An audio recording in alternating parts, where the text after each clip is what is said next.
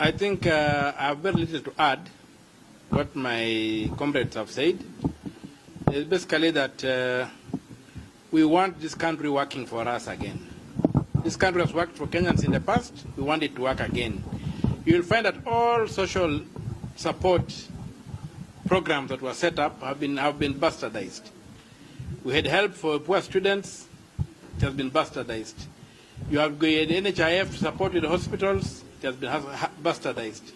There are so many things that were supposed to support people. If you take that 104 billion that is being spent on software, what will it do in terms of putting medicine in our hospitals? So this idea that every time we have a problem, we need service, it's used to steal from us, is what we have rejected. And I want to assure you that the struggle for good governance did not collapse. The struggle for good governance continues, and it is in phases. The first phase, the one that fought against the finance bill, was successful. It achieved its goal. And there are many battles lined up by the young people to make sure that we do not end up with a basket case. Kenya is a republic. We are going to keep it as a republic. We are not going to allow anybody to do things that cannot work for a republic. And where I stand, I think IDs that expire is a no-go area, because IDs that expire basically mean that you will be locked out of elections, and they can be used to suppress elections in areas whereby those controlling the power of the state feel they do not have support. Renewal of those IDs will be difficult. So for us, we are here and we are united, and we don't want IDs that expire. We want IDs that are permanent and that can be used for registration of voters and other functions. We are also saying that we have reached a point whereby the taxes are unbearable. Right now, for people who have got salaried income, you'll find that they're paying about 35 to 40% in income tax. So we are going to a point whereby people can't pay, and therefore people won't pay. And very soon we are going to have a hashtag, won't pay, can't pay, won't pay. We won't have a hashtag, can't pay, won't pay, because if you can't pay, then you don't pay. So we're going to boycott taxes. The other thing, there's a lot of theft in the republic, theft of right from the counties to the national government. We also want to start a hashtag and a proper campaign of Stop the Steal.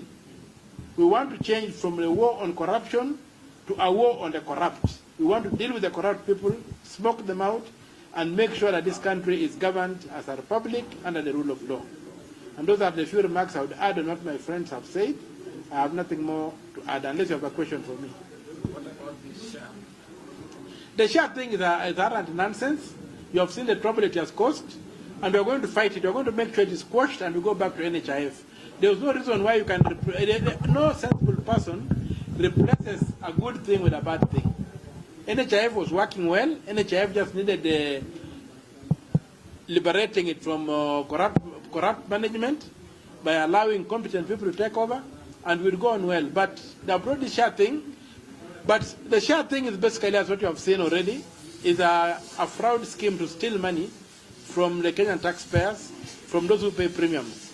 And we have said we are going to fight it, and we are going to resist it, and we are going to make sure that it does not succeed in that as part of the campaign which we are going which we have dubbed, let me say, the campaign whose hashtag is Stop the Steal. We are going to stop the steal, and share is part of the steal, and we are going to stop it.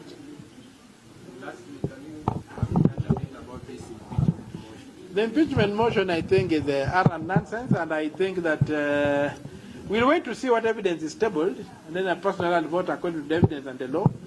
But as regards the issue of impeaching the Kenya Kwanza government, my position has always been that impeach Ruto and get Gachagua for free. The two people waende pamoja. Mimi wengine wanasema kufa dere, kufa makanga, si ndio? So we want to impeach Ruto and then we get nani for free. Gachagua of course comes as a package, as an addition to that. So the point of impeaching Gachagua and leaving Ruto to me makes no sense. Kenya Kwanza government can't govern, they should go. But it's a diversional tactic that is going to buy them some time by focusing the nation on the wrong issues. Thank you.